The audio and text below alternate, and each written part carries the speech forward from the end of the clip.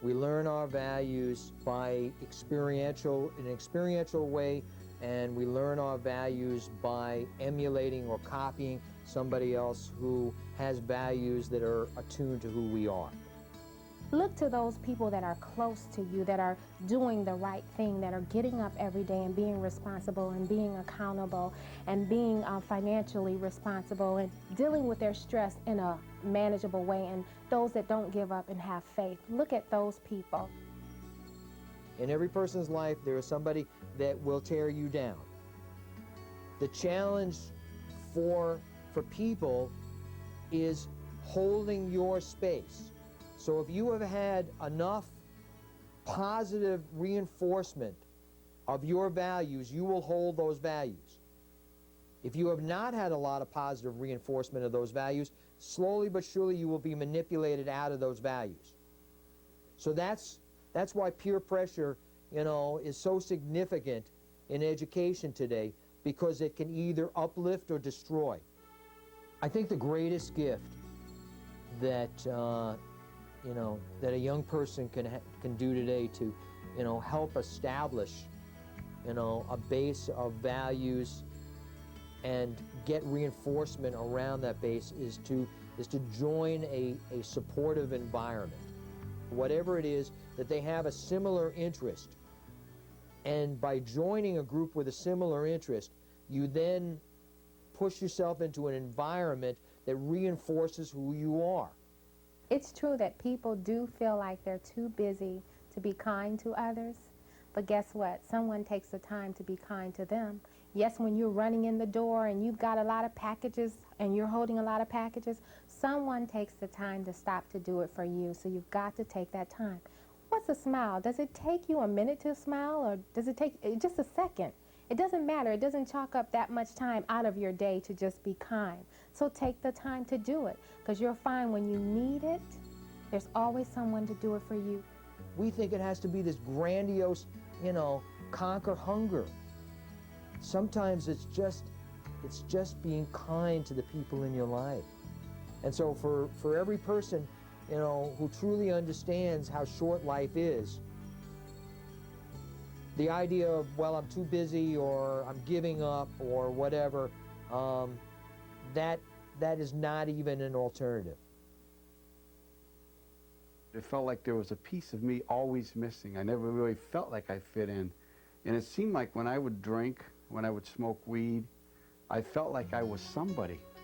I started finding that negative attention was better than no attention. As an adolescent, I ended up going to juvenile home for stealing a car. After that experience of going to juvenile home, I didn't like it much and all that, and I kind of started questioning myself, what am I going to do with my life? I couldn't see where this path was taking me. Because when you're an addict, when you're an alcoholic, you can't make a choice. You cannot make the right choice. The drug and the alcohol is constantly choosing you to make the wrong choice. We lose our ability to choose, because when I was strung out on heroin, I did whatever I had to do to get the money to buy the drugs. And that's a crude thing to say, and I'm not proud of none of that. But I've said it a million times that I'm not going to use. I'm not going to spend the last bit of money for the rent, or to put food on the table for the kids, or the house payment, or the car payment. I'm not going to do it. And I did it time after time after time. And then eventually I found myself in prison.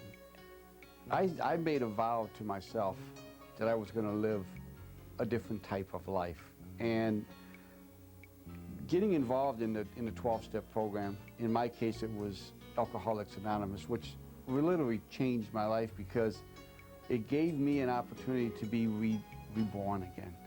And that's why it's so strong in my heart to realize the importance of reaching down and helping someone when they're down and out, because somebody helped me. I had issues with trusting people. I had built this wall and wouldn't let anybody in, and for some reason I trusted him. We began a friendship, a spiritual journey through life, and began talking about myself and how far he has come in his own life. So he was my hero, I wanted to grow up and be just like him, So He had a lot to give me. He offered me a lot. He gave me the courage to accept myself for who I am, and that was very difficult for me. When everything around you seems to be falling apart, the greatest gift that you can give yourself is when you go outside yourself and you then support another individual that you realize may be in a worse situation than you. It gives you perspective and a sense of hope, because in giving, you then understand that you have some sense of importance on this planet. So we have to consider others more than ourselves, because as bad as our situations may appear, they're not as worse as they could be. And so that's why we need to consider people, because people look for hope in us. You know, the bottom line for me, my goal in life is to help others to achieve success in business and their personal life.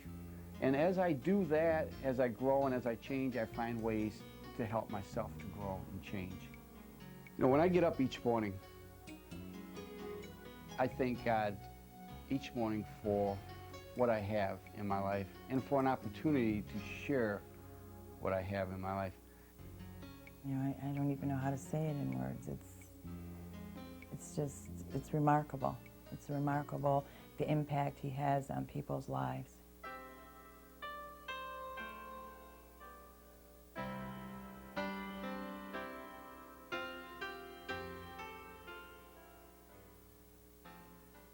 Well, when I moved here in this neighborhood, it was a neighborhood that was starting to deteriorate. Neighbors didn't speak to each other. It was just a neighborhood where a lot of drug houses were starting to emerge. About 70% of the residents live at or below the poverty level. And that I believe that because you live in poverty doesn't mean you're of poverty. And that we as grassroots leaders can change our own environment if only given the opportunity and resources to do it with. Well, I started off with putting out a letter that we're going to have this block club meeting and that we can change this block. We can make it a better block and we can meet our neighbors, and I put out this exciting letter, and I went home and I waited for everyone to show up. And guess what? No one showed up. So I put another letter out, and one person showed up. So I said, progress, that's progress. So the one guy, I had him drive up and down the street on this Saturday morning, and I'm yelling out this bullhorn, come to a block club meeting at 12774 Wade, you know, eat your eggs, drink your coffee, because you're coming to a block club meeting. So I said, they must have said, this lady is crazy. So they started to come out. About 2/3 of the block was represented that day. We can inspire others to be kind by just doing it. Who can turn away love and who can turn away kindness? If it doesn't work on the first person, keep on trying, because guess what? It makes you feel good. And that contagiousness inside of you will glow to the outside of you, and people are going to be attracted to you because you love. Well, people started noticing this block. It was starting to clean up. People started taking care of their lawns. So I began to put a block club after block club, working during the day, putting block clubs up in the evening, and Ravendale was born, Ravendale Community. It took me 2 years to put up 35 block clubs out of 38 block area. So I had to hire a maintenance person as well as 4 office workers. And Charlie was one of the individuals that I interviewed for the maintenance job. But Charlie was very honest and told me that he was raising 6 kids. But it was something that I saw in Charlie that reminded me of myself, that just give me a chance. Just give me a chance to prove that I can do it. Tony, she gave me a lot of confidence, you know, and because, you know, she helps people, and you always got to help people, and you always got to not give up on people. no matter what they done or trouble they in, because especially family, friends, you gotta, and she gave me all of that, you know, because she never gives up. Somebody who believes in you can carry you to the next level and can help you reinforce the value base that you really want in yourself. I'm gonna stay at Ravendale as long as I can and help any way I can. We still just gotta hang in there and still help people. Well, that's what it's all about, helping each other. The whole idea is to allow them to be a part of the process. And when you do that, you affirm their dignity. And once their dignity is affirmed, then they start giving back.